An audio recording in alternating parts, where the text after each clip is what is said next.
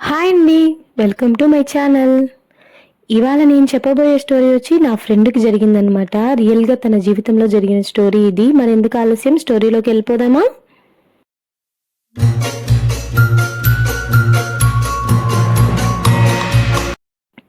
ఈ స్టోరీ నా ఫ్రెండ్‌కి జరిగిన మరొక రియల్ హారర్ ఎక్స్‌పీరియన్స్ అండి. తను నాతో పాటు కాలేజ్‌లో చదువుకునేది. మేమిద్దరం అయితే చాలా మంచి ఫ్రెండ్స్ అనమాట. ఒకరికొకరు అన్నీ షేర్ చేసుకునే వాళ్ళము. ఏది దాచిపెట్టుకునే వాళ్ళం కాదు. నాకు మ్యారేజ్ అయిన ఒక 1 ఇయర్‌కి అయితే దానికి మ్యారేజ్ అయింది. వాళ్ళు కాళహస్తిలో ఉండేవాళ్ళు వాళ్ళ అత్త వాళ్ళతో పాటు. అప్పుడప్పుడు నా దగ్గరకు వచ్చేదన్నమాట. వచ్చిన ప్రతిసారి తన లైఫ్‌లో జరిగినవన్నీ నాతో షేర్ చేసుకునేది. ఒకసారి అలాగే అది నా దగ్గరికి వచ్చినప్పుడు చాలా కంగారుగా ఉంది. ఏమైందే? ఏమైంది చెప్పు నాకు? ఎందుకలా ఉన్నావు? అంటే నేనిప్పుడు ప్రెగ్నెంట్‌ని అని చెప్పింది. నేనైతే చాలా హ్యాపీగా ఫీలయ్యాను. కానీ తన మొఖంలో నవ్వు లేదు. చాలా బాధగా ఉంది. ఏమైంది అన్నాను. మా ఆయన నన్ను అబార్షన్ చేసుకోమంటున్నాడు అని చెప్పింది. ఎందుకే మీ ఇద్దరి మధ్య ఏమైనా ప్రాబ్లమా అని అడిగాను. లేదే మా ఆయన అస్సలు నేను నీతో ఫిజికల్‌గా కలవనే లేదు. మరి నీకు కడుపు ఎలా వస్తుంది అని అంటున్నాడు. నాకేం చేయాలో అర్థం కావడం లేదని చెప్పి చాలా ఏడ్చిందన్నమాట తను. దానికి నేను అసలు ఏమైందో చెప్పు అన్నాను. దానికి అది చెప్పింది విని నా మతి పోయిందసలు.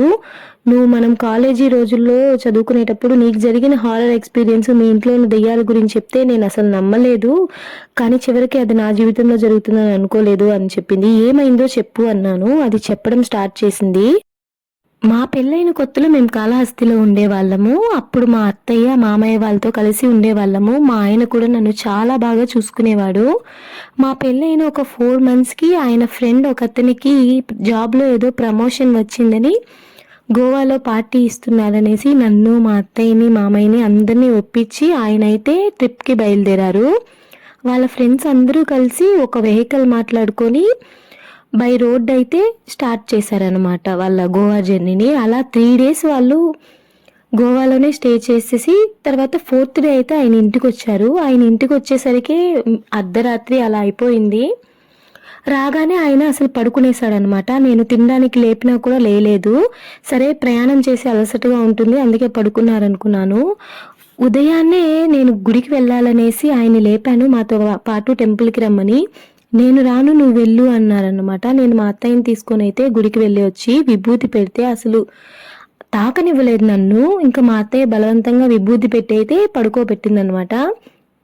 ఆ రోజు కూడా ఆయన అసలు ఏమీ ఫుడ్ తీసుకోలేదు. అలాగే నిద్రపోయారు.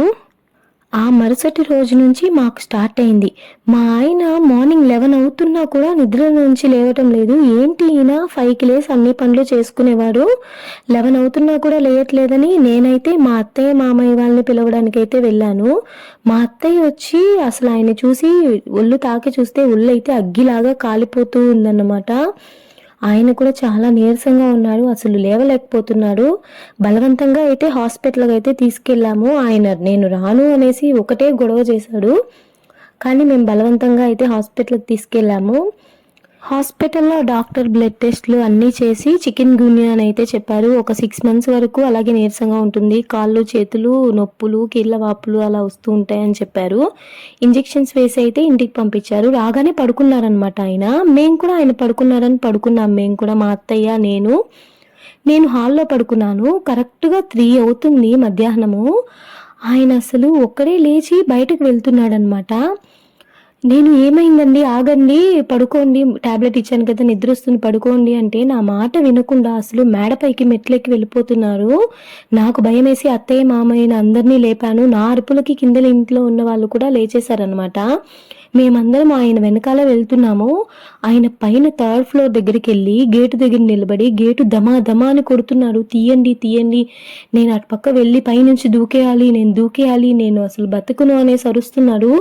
నాకు భయమేసి వాళ్ళ మామయ్యకైతే ఫోన్ చేశాను. ఆయన వాళ్ళ ఫ్రెండ్స్‌ని తీసుకొనైతే వచ్చారు.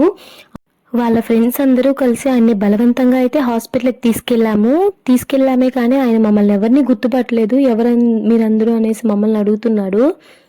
అడ్మిట్ చేశాము. బ్రెయిన్‌కి స్కాన్ తీశారు, సెలైన్స్ పెట్టారు, బ్లడ్ టెస్ట్‌లు అన్నీ చేశారనమాట. ఈవినింగ్‌కి కొంచెం కుదుట పడ్డాడాయన. ఆ డాక్టర్ మమ్మల్ని పిలిచాడన్నమాట మాతో మాట్లాడడానికి. డాక్టర్ మమ్మల్ని ఏమడిగాడంటే, "ఆయనకి డ్రింకింగ్ అలవాటు ఉందా అమ్మా?" అని అడిగాడు. "లేదు డాక్టర్, ఆయనకు ఉన్నింది, స్టాప్ చేశారు. ఇప్పుడు తాగట్లేదు. ఒక 3 డేస్ బ్యాక్ ఫ్రెండ్స్‌తో గోవా ఎళ్లారు. అక్కడేమన్నా తాగాడో లేదో నాకు తెలీదు డాక్టర్" అని అడిగాను. దానికి ఆయన, "ఆ అబ్బాయి తాగినట్టున్నాడమ్మా. అందుకే సడెన్‌గా ఆపేసి తాగడం వల్ల ఇలా జరిగింది.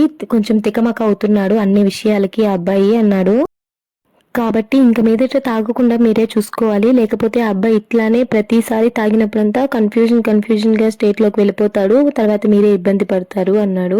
3 డేస్ అయితే అడ్మిషన్‌లో ఉంచి తర్వాత తీసుకెళ్ళండి అని చెప్పాడనమాట మాకు. మేము ఆ డాక్టర్ చెప్పినట్టే ఆయన్ని 3 డేస్ అయితే అడ్మిషన్‌లోనే పెట్టామనమాట హాస్పిటల్‌లో. వితిన్ 1 డేకే ఆయన కొంచెం నార్మల్ అయ్యారు. మమ్మల్ని అందరిని బాగా గుర్తుపట్టారు. డిశ్చార్జ్ చేసి ఇంటికి తీసుకెళ్ళిన రోజైతే ఆయన హ్యాపీగా నిద్రపోయారనమాట. ఎటువంటి డిస్టర్బెన్స్ లేకుండా కొద్దిగా అన్నం కూడా తిన్నారు. ఆ మరుసటి రోజు నిద్రలేసి చాలా నీరసంగా కనిపించారు. "ఇప్పుడెలా ఉందండి? బాడీ పెయిన్స్ తగ్గాయా?" అని అడిగాను. "నీకెందుకు? నీవు వెళ్లి నీ పని చూసుకో" అన్నాడు గట్టిగా. మా అత్తయ్య వాళ్ళతో కూడా అలాగే ర్యాష్‌గా మాట్లాడాడనమాట. మా అత్తయ్యకి ఎందుకో డౌట్ వచ్చింది.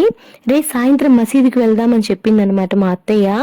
కొంచెం సైలెంట్‌గా ఉన్నాడు. సాయంత్రం ఆయన రూమ్‌లో కూర్చొని ఉన్నాడు.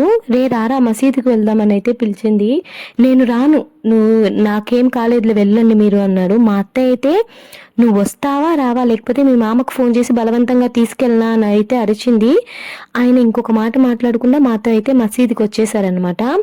మసీదుకు ఆటోలో వెళ్ళిపోయాము. మసీద్ దగ్గర గేట్ ముందర ఆటో ఆపి దిగమంటే అసలు దిగడం లేదు ఆయన. "మీరు వెళ్ళండి నేను వస్తాను" అనేసి మమ్మల్ని పంపిస్తున్నాడు. ఇలా కాదనేసి మా అత్తయ్య అయితే బలవంతంగా మసీదు గేట్ లోపలికి తీసుకొచ్చింది. గేటు లోపల అడుగు పెట్టాడో లేదో అసలు ఉన్నట్టుండి వామిటింగ్ చేసుకున్నాడాయన. ఆ వామిటింగ్ పూర్తిగా చేసుకొని ఆ తర్వాతయితే మసీదు లోపలికొచ్చాడనమాట. అంతవరకు అసలు ఆయన గేటు లోపలికి కూడా రాలేదు. మసీదు లోపల బాబా అయితే ఉన్నారు. ఆయనైతే ఆయన్ని ముందర కూర్చోపెట్టి దువా అయితే చదివి, మా అత్తయ్య వాటర్ బాటిల్‌లో నీళ్ళు తీసుకొచ్చున్నారు. ఆ నీటిని కూడా మంత్రించి ఏదో తాయెత్తయితే ఆయన చేతికి కట్టారనమాట. "ఒక రోజులో ఈ నీళ్ళైతే తాగేయాలని" చెప్పారు. సరే అనేసి అలా ప్రదక్షిణ చేసేసి మసీదులో మేమైతే ఇంటికి బయలుదేరిపోయాము. ఇంటికొచ్చిన రోజు నైట్ బాగా పడుకున్నారు. మార్నింగ్ లేచి ఆ వాటర్ తాగండి అంటే అసలు తాగట్లేదు. నిద్రలో ఏవేవో కలవరిస్తున్నాడు. "నేను చచ్చిపోతాను, మిమ్మల్ని వదలను" అనేసి అరుస్తుంటే భయమేసింది నాకు. నేను లేపి, "ఎందుకండి అలా అరుస్తున్నారంటే" నా పైన కోప్పడుతున్నాడు. మా అత్తమ్మతో ఎంత ప్రేమగా ఉంటారో ఆయన, అలాంటిది ఆమె పైన కూడా అరుస్తున్నారు. ఆయన అరిచే అరుపులు వీధి చివరి వరకు వినిపిస్తున్నాయి. నేను "ఎందుకండి అలా అరుస్తున్నారు" అంటే అసలు నన్ను కొట్టడానికి కూడా వచ్చారు. మా అత్తమ్మ వాళ్ళకి ఇవన్నీ చూసి విసిగిపోయి, "ఇది టాబ్లెట్స్‌లో తగ్గేదాగా లేదు. ఇది ఏదో వేరేలా ఉంది" అనేసి అయితే వాళ్ళు ఆలోచిస్తున్నారు. వెంటనే మా అత్తమ్మ వాళ్ళ ఫ్రెండ్‌కైతే కాల్ చేశారు. ఆమె చెప్పారంట, "ఇదేదో గాలి సోకుడులాగా ఉంది. ఒకసారి పీలేరుకి తీసుకురండి" అని. అక్కడ ఒక బాబా ఉన్నాడంట. ఆయన ఇలా గాలి సోకిన వాళ్ళకి దెయ్యాలు అలాంటివి వదిలిస్తారంట. మేమింకా వేరే ఆలోచన అయితే ఏది చేయలేదు. ఆయన ప్రాణాలకేమైనా ప్రమాదం వస్తుందేమో అని మాకైతే భయమేసింది. ఆ మరుసటి రోజే పీలేరుకైతే బయలుదేరి వెళ్ళిపోయాము. మేము అయితే మార్నింగ్ 5 గంటలకే బయలుదేరాం. కానీ ఆయనైతే మధ్యలో వెహికల్ ఆపించేసి అసలు రాను అనేసి అయితే గోల గోల చేశాడనమాట. అలా 3, 4 దగ్గరలో అయితే ఆపిచ్చాడు. ఎలాగో ఒకలాగా పీలేరుకైతే రీచ్ అయిపోయాము. ఆ బాబా వాళ్ళ ఇల్లు వెతకడానికి మాకు ఒక 1 అవర్ టైం పట్టింది. ఎలాగైతే మా ఆయన్ని బయట కూర్చోపెట్టి బాబాకైతే జరిగిన విషయాలన్నీ చెప్పాము మేము. ఆయన మా ఆయన్ని లోపలికి తీసుకురమ్మన్నారు. ఆయన చేతిలో ఒక గ్లాస్‌తో చేసిన చిన్న గుండ్రటి బిందె లాంటిది ఆయన చేతిలో పెట్టారనమాట. ఆయన చేతిలో పెట్టిన కొంతసేపటికి అది రౌండ్‌గా తిరగడం స్టార్ట్ చేసింది. నాకైతే దాన్ని చూసి ఆశ్చర్యమేసిందనమాట. కొంతసేపు తర్వాత దాన్ని తీసేసి గవ్వలైతే వేసి ఏదో మంత్రాలు చదివారు. అప్పుడు చెప్పారనమాట ఆయన, "మీ ఆయనకి ఒక మగ ఆత్మ అయితే పట్టిందమ్మా" అనేసి. "మీ ఆయన ఈ మధ్యలో బయట ప్రాంతాలకు ఎక్కడికైనా వెళ్ళాడా" అనేసి అయితే అడిగాడు. "అవును స్వామి, వాళ్ళ ఫ్రెండ్స్‌తో కలిసి గోవా వెళ్ళారు. కార్‌లో వెళ్లారు" అని చెప్పాను. దానికి ఆయన నవ్వి, "మీ ఆయనకు పట్టిన మగాత్మ వాళ్ళు ట్రావెల్ చేసేటప్పుడు మధ్యలో హైవేలో ఎక్కడన్నా ఆ భోజనం తినడానికి ఆగినప్పుడు అక్కడ చేతబడి చేసి విరుగుడు చేసిన దాన్ని మీ ఆయన అయితే తొక్కాడు. అందుకే అది మీ ఆయన్ని పట్టుకునింది. అసలది పూర్తిగా అయితే ఆవహించేసింది మీ ఆయన్ని" అని చెప్పారు. నాకైతే భయమేసింది. అసలు స్వామి దీనికి విరుగుడు ఎలా అంటే ఆయన చెప్పారనమాట, "దానికి విరుగుడైతే నేను చేస్తానమ్మా" అనేసి. కానీ కొంచెం 5000 నుంచి 8000 వరకు అవ్వచ్చు అని చెప్పారు. నేను "పర్లేదు స్వామి చెయ్యండి" అని చెప్పాము మేము. సరే అనేసి ఆయనైతే పూజకి కావాల్సిన సామాన్లన్నీ అయితే సిద్ధం చేసుకున్నారు. పూజ స్టార్ట్ చేశారనమాట. మా ఆయన్ని కూర్చోపెట్టి ఆయన 2 చేతుల్లో కొంచెం బట్టతో చేసిన బొమ్మల్లాంటివి పెట్టి, ఒక చేతిలో నువ్వులు, దారాలు ఏదో చల్లారు. ఇంకొక చేతిలో అక్షింతలు చల్లారు. ఇంకా తమలపాకులు ఏవేవో పెట్టారనమాట. అవన్నీ పెట్టి అసలు ఆయన్ని 2 చేతులు సైడ్‌కి చాపమన్నారు. కిటికీలన్నీ ఓపెన్ చేసి పెట్టమన్నారనమాట. ఒక నువ్వులు అవి వేసిన చేతిలోవి మేము వెళ్ళే దారిలో ఒక చెరువులో అయితే వేసేయమన్నారు. ఒక రాగి రేకు, ఒక నిమ్మకాయ అవన్నీ మరొక చేతిలో ఉంచారు. అవి అయితే ఇంటికి తీసుకువెళ్ళి రాగి రేకుని గుమ్మానికి కట్టమన్నారు. ఆ నిమ్మకాయతో పిండేసి ఆ వాటర్‌ని బాత్రూంలో వేసేయమన్నారు. అలాగే విభూది కూడా ఇచ్చి దాన్ని కూడా బాత్రూంలో వేసేయమన్నారనమాట. ఇవన్నీ చేయండి. ఇంకా ఏమైనా ప్రాబ్లమ్ ఉంటే మళ్ళీ ఒక 10 రోజుల తర్వాత తీసుకురండి అని చెప్పైతే పంపించారు. అలా ఆ చేతబడికి విరుగుడు చేసిన దాన్ని ఎవరైతే మొదటిగా తొక్కుతారో అలా మొదటిగా తొక్కే 19 మందినైతే అది పడుతుందంట. అలా పట్టిన వారిని అది పీడిస్తూ ఉంటుందంట మళ్ళీ వాటికి విరుగుడు చేసేదాకా. అది విని అయితే నాకు భయమేసింది. ఇలాంటివన్నీ నేనైతే నమ్మను. కానీ ఇవి చూసిన తర్వాత నమ్మాల్సొచ్చింది. అలా అయితే మేము విరుగుడు చేసుకొని బయలుదేరిపోయాము రిటర్ను. ఆ బాబా చెప్పినట్టే నువ్వులు మిగిలినవి ఆయన ఇచ్చారు కదా! అవైతే ఒక చెరువు కనిపించింది దారిలో. ఆ చెరువులో అయితే వేసేసి వెనక్కి చూడకుండా అయితే వచ్చేసాము. ఇంటికి రాగానే ఆయనలో అయితే కొంచెం మార్పు కనిపించింది. నార్మల్ అయ్యారన్నమాట. మామూలుగా ముందులాగా. కాకపోతే నీరసంగా ఉన్నారు. ఇంటికి వచ్చిన తర్వాత ఆ బాబా చెప్పారు కదా! బాత్రూంలో ఆ నిమ్మకాయని, ఆ విభూదిని వేసేయాలనేసి. అందుకని ఆయన్ని నేను రూమ్‌లోకి పిలిచాననమాట. అవన్నీ బాత్రూంలో వేద్దురండి అనేసి.